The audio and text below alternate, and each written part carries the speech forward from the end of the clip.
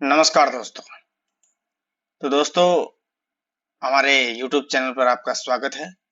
आज हम बात करने वाले हैं एनसीईआरटी साइंस क्लास 6 की।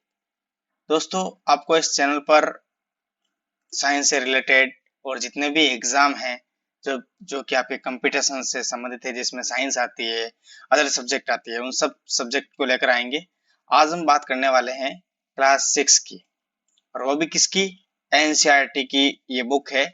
आपको पता है एनसीईआरटी की बुक जिसका जो पहला चैप्टर है उसका नाम है भोजन ये कहाँ से आता है, और जिसका ये दूसरा चैप्टर है भोजन के घटक। देखो, पहला चैप्टर तो हमें पता है कि भोजन कहाँ से आता है, हमें भोजन जैसे कि खेतों से प्राप्त होता है, तो वो चीजें नॉर्मल है। अब ये आपका चैप्टर कौन सा है? दूसरा चैप्टर है, लेसन दूसरा है। दोस्तों, एनसीईआरटी की ये बुक के मैंने नोट्स इसलिए लिखे हैं क्योंकि अधिकतर एग्जाम में क्या होता है कि एनसीईआरटी से रिलेटेड ही आपको क्वेश्चन पूछते हैं, और वो भी किससे? 6, 7, 8, 9, 10 तक के। तो मेरा प्रयास यही रहेगा कि आपको एनसीईआरटी के जितने भी टॉपिक है सारे कंप्लीट करवाया जाए। और ये जो टॉपिक है वो रीट वाले विद्यार्थियों के लिए भी अति महत्वपूर्ण है, पटवारी वाले के लिए अति महत्वपूर्ण है, लगभग जितने भी कंपटीशन जिसमें साइंस आती है उनके लिए इम्पोर्टेंट है। तो अगर आप नोट्स बना रहे हैं तो बनाते रहें। तो आज शुरू करेंगे भोजन के घटक। तो देखो, भोजन के घटक क्या होते हैं तो उसके बारे में चर्चा करते हैं।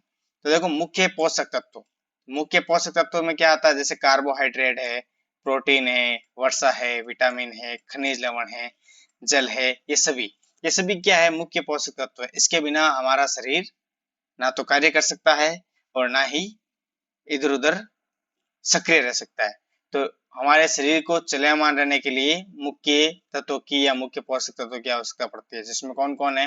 कार्बोहाइड्रेट है, प्रोटीन है, वर्षा है, विटामिन है, खनिज लवण है, जल है।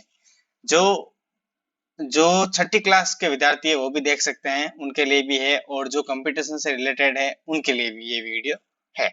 तो आगे बात करते हैं। जो आयोडीन का तनु होता है, आयोडीन का तनु विलयन बनाने के लिए जल से आधी भरी हुई नली में, नली यहाँ पर आप पर्क नली ले सकते हो, उनमें कुछ बूंदे टीचर आयोडीन की मिलाते हैं। यानी आपको अगर आयोडीन का तनु विलयन बनाना है तो उसके अंदर जल से भरी हुई आधी पर्क नली में कुछ बूंदे टीचर आयोडीन की मिलाते हैं। देखो, अगर आपको कॉपर सल्फेट का विलयन प्राप्त करना है, किसका? कॉपर सल्फेट का अगर विलयन प्राप्त करना है तो आपको 100 ml क्या लेना पड़ेगा? जल लेना पड़ेगा। ठीक है, और 100 ml जल लेकर उसमें 2 ग्राम आपको कॉपर सल्फेट मिला देना है, तो कॉपर सल्फेट का विलयन प्राप्त हो जाएगा। देखो, कॉपर सल्फेट क्या होता है? एक ठोस पदार्थ है, ये यानी ठोस अवस्था में रहता है। जब आप इसमें 100 ग्राम पानी मिला दोगे तो सीधा बात है, इसका विलयन तो प्राप्त हो ही जाएगा। और उसमें कॉपर विलयन कितना होना चाहिए? लगभग 2 ग्राम होना चाहिए। ये प्रयोग करते हैं आपके प्रयोगशाला में। ठीक है, आगे चलो। NaOH, सोडियम हाइड्रोक्साइड यानी कास्टिक सोडा। तो सोडियम हाइड्रोक्साइड का जो विलयन बनाना तो यही करना पड़ेगा। इसके अंदर आप 100 ग्राम क्या डाल दो, सॉरी 100 ml क्या डाल दो? वाटर डाल दो, जल डाल दो, और उसमें 10 ग्राम क्या डाल दो?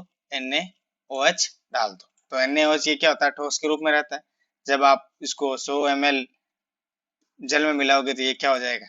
NaOH का विलयन बन जाएगा। किसका? सोडियम हाइड्रोक्साइड का विलयन बन जाएगा। अब दोस्तों बात करते हैं मंड के लिए परीक्षण।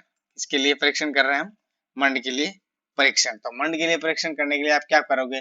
खाद्य पदार्थ के अंदर आपको तनु आयोडीन की, हमने ऊपर बनाया ना तनु आयोडीन, तो वो उसकी आपको क्या डालनी है? 4-5 बूंदे डालनी है। कितनी बूंदे डालनी है? 4-5 बूंदे डालनी है। अगर उसका कलर, खाद्य पदार्थ का कलर अगर नीला या काला होता है तो इसका अर्थ क्या होगा कि मंड के अंदर क्या उपस्थित है? कार्बोहाइड्रेट उपस्थित है। खाद्य पदार्थों के अंदर जब हम तनु आयोडीन की बूंदे, तनु आयोडीन बनाते कैसे? देखो, मैंने ऊपर बता दिया, तनु आयोडीन विलयन बनाने के लिए जल से भरी हुई आधी पर्क नली में कुछ बूंदे टिंचर आयोडीन की मिलाते हैं। ठीक है, तो क्या करना है? खाद्य पदार्थ प्लस तनु आयोडीन में 4-5 बूंदे आपकी जल की डालनी है, ये इसकी तनु आयोडीन की डालनी है। अगर उसका कलर, किसका? खाद्य पदार्थों का कलर अगर नीला या काला पड़ता है तो इसका अर्थ क्या है? उसमें कार्बोहाइड्रेट है। अगर खाद्य पदार्थों में प्लस तनु आयोडीन की 4-5 बूंदे डालने पर अगर कलर पीला या नारंगी होता है तो इसका अर्थ क्या है? उसके अंदर कार्बोहाइड्रेट की मात्रा उपस्थित नहीं है। तो इससे आप मंड का परीक्षण कर सकते हो। मंड क्या है? असल में कार्बोहाइड्रेट है। क्या है? कार्बोहाइड्रेट है। तो आपको इसके बारे में पूरा पता चल गया होगा। चलते हैं आगे। अब आपके सामने आ रहा है प्रोटीन के लिए परीक्षण। तो अब आपको प्रोटीन का परीक्षण करना है कि प्रोटीन का हम परीक्षण कैसे कर सकते हैं कि पदार्थों में प्रोटीन है या नहीं है। हम कैसे पता लगाए कि जो हम खाद्य पदार्थ ग्रहण करते हैं उसमें प्रोटीन है या नहीं है।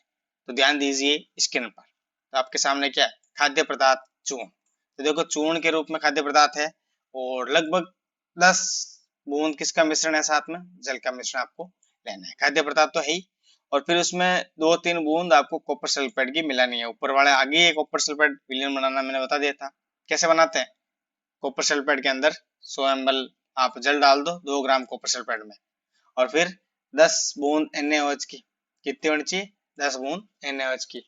अगर खाद्य पदार्थों में ये दोनों डालने पर कौन कौन सा, एक कॉपर सल्फेट एक NaOH सोडियम हाइड्रोक्साइड, अगर खाद्य पदार्थ का रंग बैंगनी कलर हो जाता है, क्या हो जाता है, कैसा हो जाएगा उसका कलर, अगर बैंगनी हो जाता है तो उसमें क्या उपस्थित है, प्रोटीन उपस्थित है। क्या उपस्थित है, प्रोटीन उपस्थित है।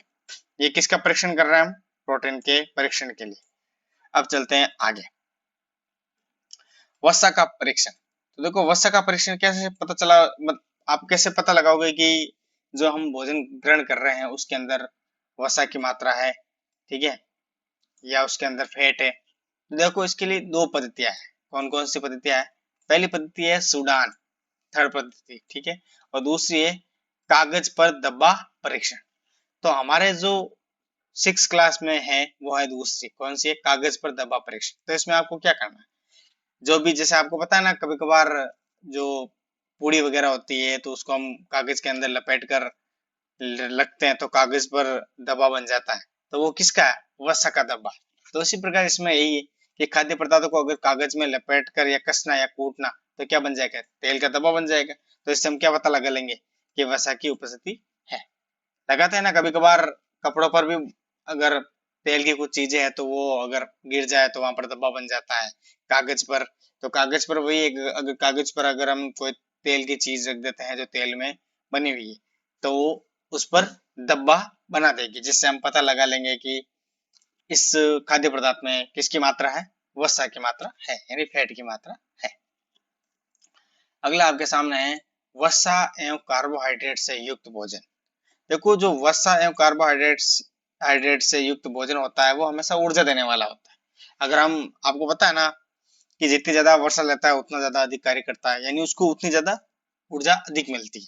कैसे, अगर वसा की मात्रा अधिक होगी तो वो क्या करेगा, उसको अधिक ऊर्जा देगा। कुछ होता है ना, मतलब घी की मात्रा ज्यादा लेते हैं तो घी से उससे शरीर का फैट बनता है, अगर वो कार्य नहीं करेगा। अगर वो कार्य करता है तो उसके फैट नहीं बनता है, क्योंकि जितनी कैलोरी वो लेता है उतनी वो उपयोग कर लेता है। फिर कार्बोहाइड्रेट, ये भी क्या करता है, त्वरित ऊर्जा देता है, जो कि नियमित रूप से आपको डेली जो रूटीन में ऊर्जा मिलती है कार्बोहाइड्रेट से वही मिलती है। तो आपको दोनों समझ में आ गया होगा। चलते हैं आगे। अब हम बात करते हैं कार्बोहाइड्रेट के स्रोत कौन कौन से हैं, कि सबसे मात्रा ज्यादा किसमें होती है किसमें नहीं होती है। आपको स्क्रीन पर दिख रहा होगा, अच्छी सी सारणी बना रखी। देखो कार्बोहाइड्रेट के स्रोत है जैसे कि चावल है, गेहूं है, बाजरा है, शकरकंद है, आलू है, गन्ना है, पपीता है, तरबूज है, आम है। तो ये किसके स्रोत है, कार्बोहाइड्रेट्स। इससे हमें क्या प्राप्त होता है, कार्बोहाइड्रेट प्राप्त होता है, जो हम डेली रूटीन में खाते हैं ना, चावल खाते हैं, गेहूं खाते हैं, बाजरा, शकरकंद, आलू, गन्ना, पपीता, तरबूज, आम। फिर वसा के स्रोत की बात करें, देखो वसा के स्रोत हम 2 रूप से प्राप्त कर सकते हैं। एक तो जंतु के माध्यम से, एक होती है पादपों के माध्यम से। तो पादपों के माध्यम से कैसे प्राप्त करेंगे, जैसे मूंगफली है, गिरी है, तिल है, सोयाबीन है, सरसों है, नारियल है, सूरजमुखी।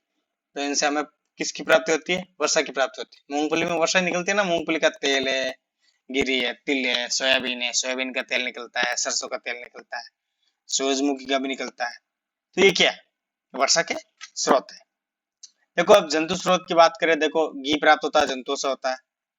देखो दूध है, अंडे है, मांस है, मछली है, क्रीम है, मक्खन, ये किसके स्रोत है, जंतु के स्रोत है। देखो एग्जाम में इनसे प्रश्न पूछ लेते हैं कि निम्न में से वर्षा का स्रोत कौन सा है। आपको गिरी दे देंगे, गेहूं दे देंगे, आलू दे देंगे, तरबूज दे देंगे, फिर आपको पता लगाना है। तो ऐसे क्वेश्चन पूछते हैं। दोस्तों आगे चलते हैं, प्रोटीन के स्रोत की बात करते हैं। किसके स्रोत की, प्रोटीन के स्रोत कौन कौन से हैं? देखो प्रोटीन के स्रोत की पहले बात करते हैं, पादप स्रोत कौन कौन से जिससे हमें प्रोटीन प्राप्त होता है। तो देखो पहला आपके सामने कौन सा है, सोयाबीन है। देखो सबसे ज्यादा प्रोटीन मिलता है सोयाबीन। ये आपके राजस्थान की बात करें तो आपके सवाई माधोपुर उस ओर सबसे ज्यादा होती है, ठीक है। जैसे चना है, चना में भी काफी मात्रा में प्रोटीन होता है, वैसे सबसे ज्यादा सोयाबीन में होता है। फिर मूंग है, राजमा है, राजमा चावल, सोयाबीन, मटर, ठीक है। अगर जंतु स्रोत की बात करें जिसमें प्रोटीन होता है तो देखो मांस, पनीर, अंडे, दूध और मछली, इनमें क्या प्राप्त होता है, ये किसके स्रोत है, प्रोटीन के स्रोत है। अब देखो हम विटामिन की बात करते हैं, विटामिन के स्रोत। देखो vitamin A, vitamin B, vitamin C और विटामिन डी। तो देखो विटामिन ए, तो विटामिन ए के स्रोत कौन कौन से, अगर आप दूध पियोगे तो विटामिन ए मिलेगा, मछली, गाजर, सीताफल, इनके खाने से कौन सा विटामिन मिलता है, ए। और विटामिन बी, यकृत, हरी सब्जियां, अंकुरित अनाज, इनके खाने से विटामिन बी की प्राप्ति होती है। विटामिन सी वही खट्टे पदार्थ, आपको पता है, नींबू, मिर्च, अमरूद, टमाटर, आंवला, इनको खाने से कौन सा विटामिन प्राप्त होता है, विटामिन सी।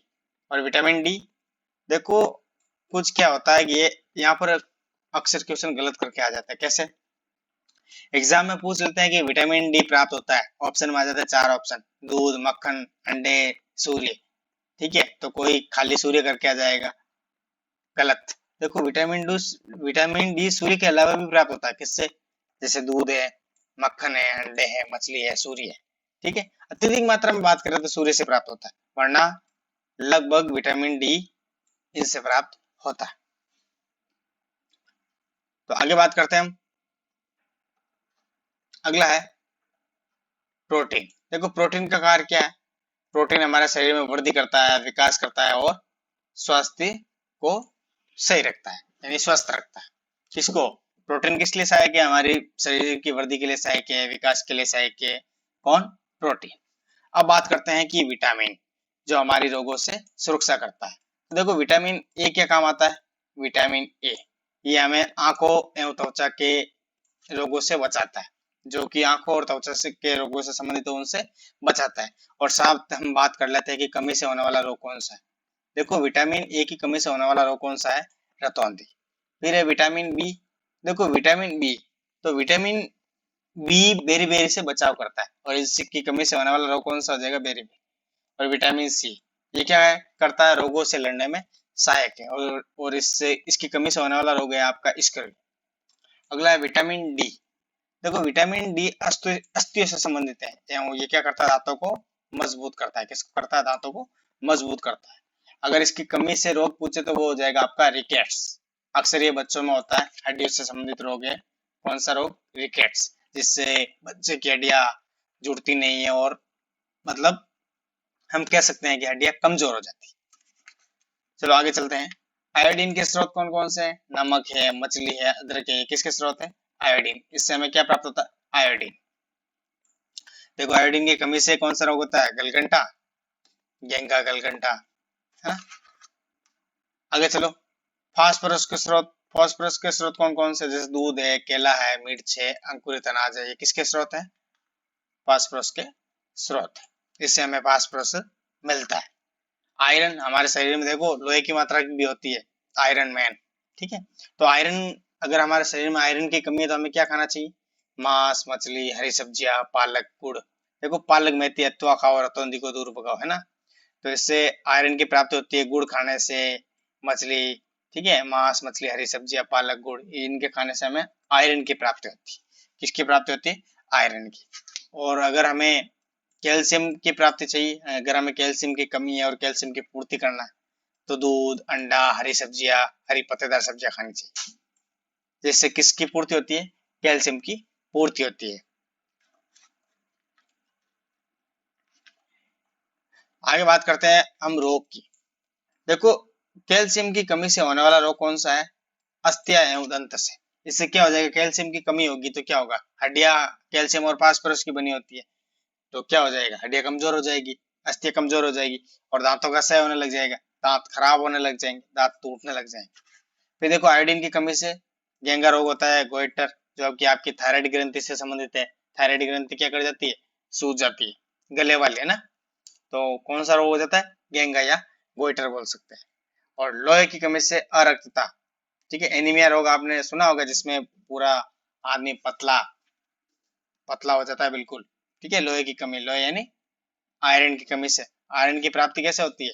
अगर आप पालक पालक दूध मेथी अथवा खाओ, ऊपर बताया ना मैंने, देखो आयरन के स्रोत कौन से है? ये रहे, मांस, मछली, हरी सब्जियां, पालक, गुड़ आगे दी है ना। अब देखो, अगर आपको प्रोटीन एवं कैलोरी की कमी है तो कौन सा रोग हो जाएगा? मेरेस मेरेस्मस है ना।